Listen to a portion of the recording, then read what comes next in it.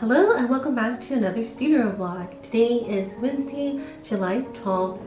I have been working on the bookmark design that I showed you guys in the last studio vlog, and I did not think that it would take me as long as it took me to finish that bookmark. It literally took as long as it would for me to finish an art print, and I was really surprised by that because bookmark usually isn't that huge, but I really like how it turned out. I know in the last studio vlog I said I was going to get it manufactured, but I decided that I'm just going to go ahead and try to make it at home because I don't know how well it's going to do, and I don't want to waste money if it ends up not doing well. So it's just better to just try to make it at home. And once I figured that out, I need to start figuring out the Pinnacle Club goodie that I'll be sending out for my patrons this month. I'm going to be working on 1 or 2 more Froggle treats to add to the collection. So yeah, hopefully I can get that all done before the end of the week. I'm not exactly sure if I'll be able to or not. Compared to last week, the weather this week is so nice. I'm so happy with all the wind, how not humid and hot it is. So I'm really thankful for that Mother Nature is giving us a break. Let me show you guys the bookmark and the plan that I have for making it. This is how the bookmark turned out. I'm really happy with how it looks like. I wasn't planning to add this shiny part here on the flower like I did with the art print, but I ended up doing it because I think it just gives it something nice going on here at the bottom. So I'm using this color palette that I ended up calling Magical. It has 2 shades of blue here at the end, and when I render them, they look very similar in color. So for the darker blue books, I just went and added these yellow strips on them so that you can kind of tell them apart. I should have put them right next to each other.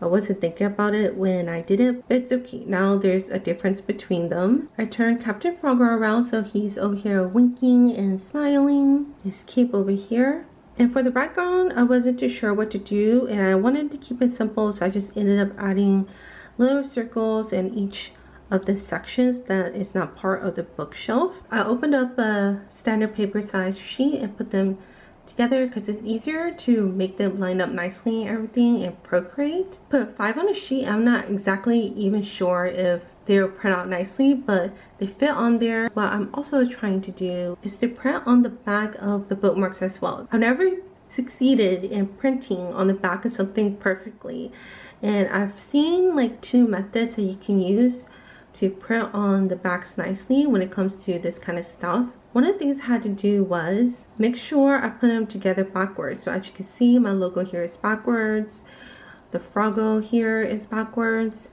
and then what I had to do was flip them horizontally. So once you flip it, it looks like that.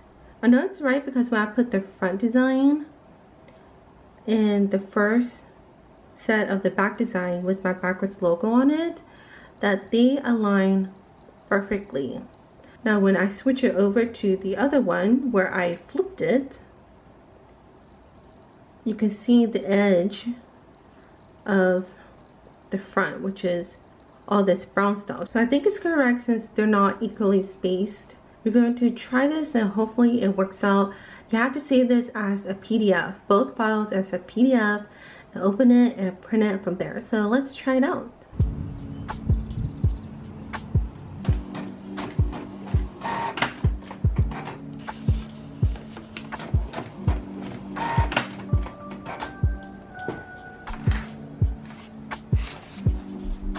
So I printed this on draft mode so I wouldn't waste too much ink, and it's also on standard paper, and as you can see it's printed like this, so it's upside down. So I probably have to flip this vertically.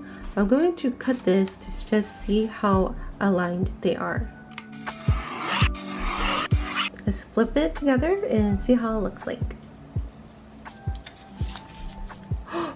So it actually worked. Well, I've never been able to figure this out. Just have to flip this.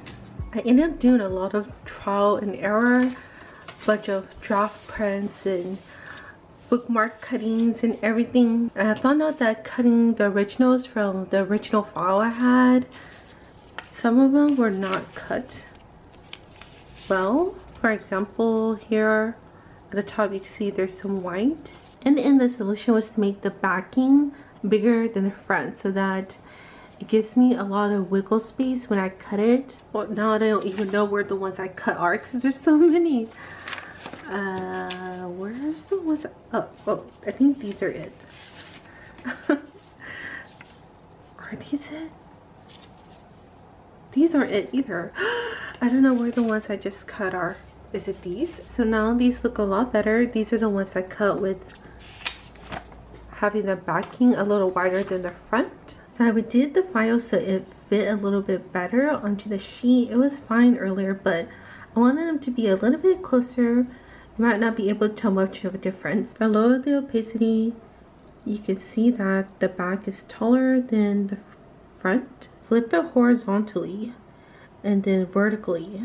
So when I put the paper back in, it will print the right way. Also make sure when you're putting the paper in that you're putting it in the way it came out. I'm going to try this photo paper. It is the Epson Ultra Premium Presentation Paper in Matte. It's supposed to be a pretty good paper. If you've been with me for a while, I have a very embarrassing thing to admit when it comes to this paper. So Charles has never had any problems with printing on anything. And then when I bought this Epson photo paper, I took out the first sheet that was from the back and I was so impressed by how nice and sturdy it felt. And it was kind of weird because I knew it was 60 pounds and normally 60 pounds is not that heavy of a paper. I tried out this sheet and the way it got printed on was so horrible. The black inks were messing up on it and kind of leaking out onto the paper and it did not look pretty. And then I turned it over on the back and tried again on a different print and it was the same thing and I had no clue what was going on and I really wanted to ship this photo paper back. And recently when I reorganized my space, I opened the Epson paper back up and I pulled one out and I figured out that what I had printed on the first time I tried this paper was actually the backing that was protecting the original sheets of the photo paper from getting damaged or whatever. So yeah, I printed on the backing protective part and not on the actual photo paper. So I'm gonna finally and properly try this photo paper with the bookmarks. So let's get started.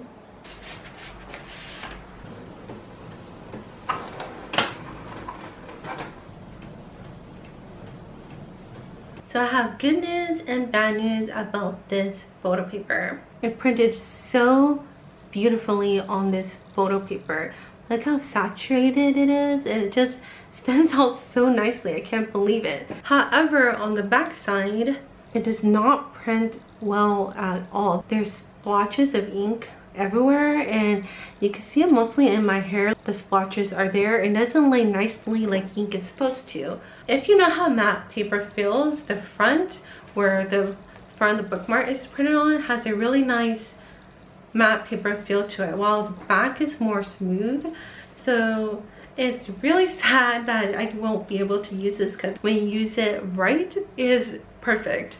I have another matte photo paper. It is the Staples brand and it's also a brand that's highly recommended by a bunch of artists who like using matte photo paper. I'm going to try it. I don't have a lot of it, so I have to be really careful. Otherwise I have to use cardstock, which I really do not want to, because if you've used matte paper before, you know the difference between printing on cardstock and an actual matte photo paper. On cardstock, it does not look as nice. If I cannot do that front and back design on the Staples matte photo, I might be stuck with that option and I'm going to be really sad and I might have to get it manufactured. So yeah, let's try the Staples brand and see how it looks like.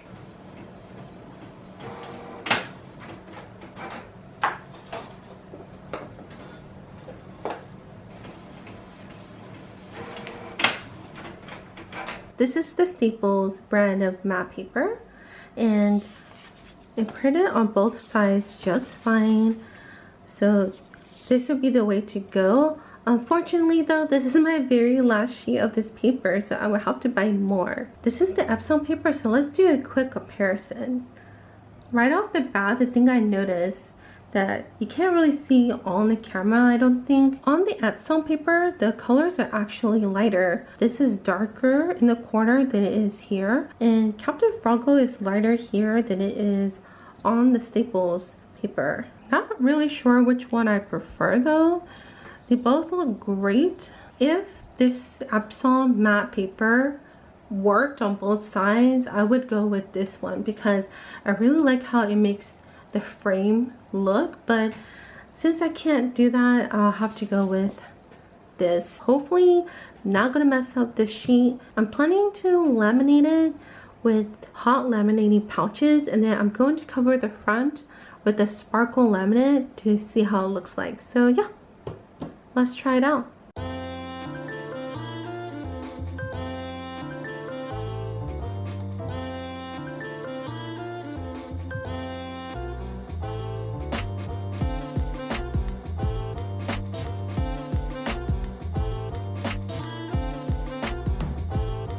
They don't have any, it's all gone. So we ended up finding some. I forgot that they changed the packaging to this purple packaging now, but we asked an employee and there were 2 left. So I got one, so I'm super excited. So that means we can make more bookmarks. I'm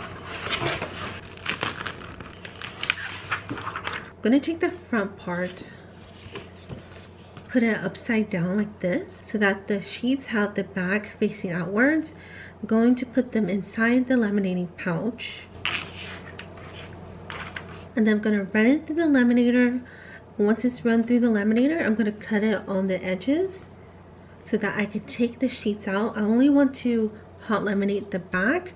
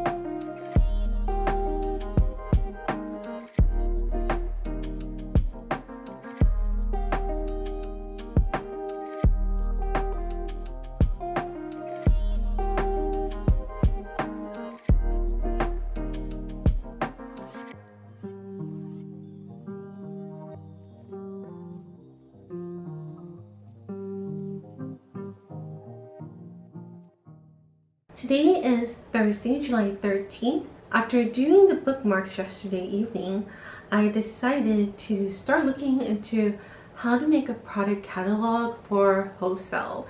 Wholesale is something I've been really wanting to get into, and I've been pushing it back. And then last night I decided that I should give it a try. I would love to have my products in stores. That would be amazing. I'm not exactly sure which stores around here my products would fit into. I found a few that I could possibly contact, and from what I've seen, making a product catalog doesn't look too bad. It's just figuring out how I want to set it up myself. If I decide to go through with it 100%, I'll bring you guys along with me and show you guys what I'm doing, and maybe some of that information might be helpful. Today my goal is to try to figure out the Pendle Club goodie for this month. I have 2 ideas and I'm not exactly sure which one I'm going to go with yet. My first idea is a deco sticker sheet, and the reason why I thought about that is because I have been sending a lot of paper goods lately. It's just to have something different. The last time I think I did that as a Pendle Club goodie was for whichever month it was that I did the Ocean Girl artwork for. I sent one then. Or the other idea is to make a long notepad, those notepads that you would use to do a grocery list and so on. I haven't made one of those for the Pendle Club goodie yet. I'm still deciding which of the 2 I want to do. We will get started on that and we'll see which one I end up doing.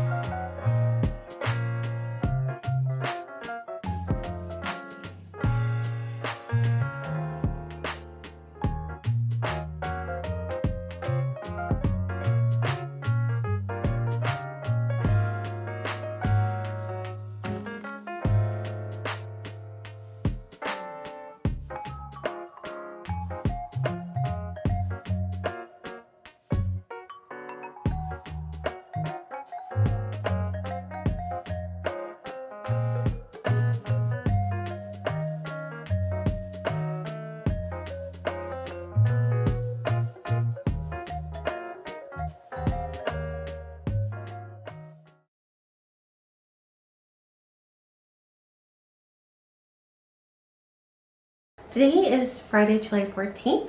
Last night I finished the Pinot Club goodie. I'll show you guys that in a little bit.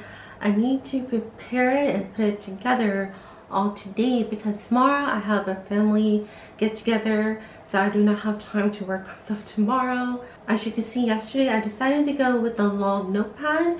It is 3.25 inches by 7 inches. It had to be something that would fit inside the pages for my silhouette portrait to cut, so that's the size I went with. After that, I need to pack an order. The first seasonal goodie of the year has been purchased. That just reminds me that autumn is coming and that all the seasonal fun stuff is slowly approaching. That's something I should have started working on already instead of the frog trees, but the frog trees happened, so now those get pushed back, and seasonal goodies will be something I'll be working on right after I do all the other stuff for this month. So I will probably start working on seasonal goodies in August. I don't really have a choice. I need to do it then. So let me show you how the notepad design came out. At the top here, I have written creating magic. The top says creating magic. It has some pink hearts in there.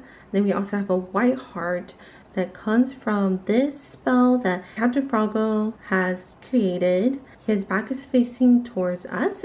I decided to put his little cape on here. He's casting a spell by a window, so this is an open window. And then there's some little circle star details there. It also has yellow lines. And I think it turned out really well. I'm happy with how it looks. So now I'm going to get ready to print this and create the notepads.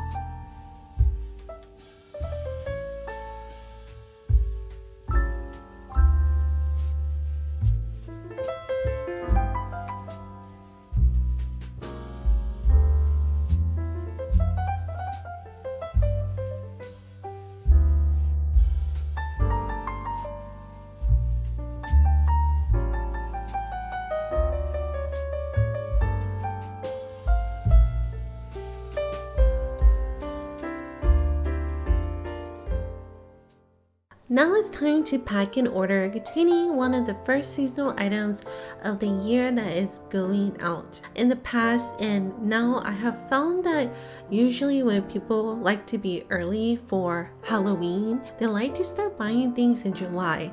And I've heard of people buying even earlier, like in May, but for me it has always been July, so that's usually when I would like to get seasonal things out, but I didn't do it this year. So I have to step it up. In August, the customer ordered a set of Halloween Cats die cut stickers and a You Are Amazing Star die cut sticker. The star die cut sticker has been pretty popular. I'm really happy about that. The Halloween Cats, on the other hand, not so popular. I've had a few sales for them, but not as much as I had hoped. I did the error of overstocking items when I started thinking about vending in person last year.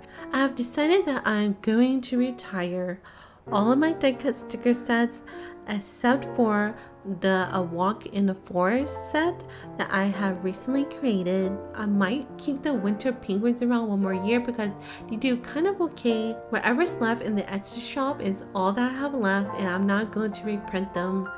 It is finally time to let them go. So if you're interested in any of these die cut sticker sets, grab them while you still can. I finished the Pinto Club goodie and I got the order packed. I'm about to end the studio vlog, but I want to share a few things with you before I do that. I've been working on this Froggo Boba and he's super cute. This is part of the Froggy treats. I've never drawn a bubble tea, so I thought it was about time I did it. It has a blue straw with the star. And I'm not sure if I'm going to keep the bubbles the same. Kind of want to keep the theme kind of similar, where there's also the lily pad and the lotus flower and a regular boba, strawberry bubble tea. But yeah, I think he's super cute. He'll make a really cute addition to the Froggo treats. I worked on this earlier this week, but I haven't touched it since I've been working on the other stuff you have seen me do in the vlog. I was working on this last night. This is the wholesale catalog that I am trying to figure out. I'm not exactly sure if I'm going to keep this template the same. Basically, it just says acrylic keychains. I have a limited stock because I don't really order that many. And then there's the minimum that they have to order. And then just a little bit about it. And then each section has a photo along with some descriptions. I think I might go with this format for my stuff, but I'm not exactly sure. I'm just experimenting for now, but it's been kind of fun to set up. Those two things I would probably be mostly working off camera because I'm still trying to figure it out, and I really need to finish the Froggo collection as soon as possible because when I usually write stuff for the Pinto Club goodies or the digital download, I usually write stuff that I actually have to do for the photos.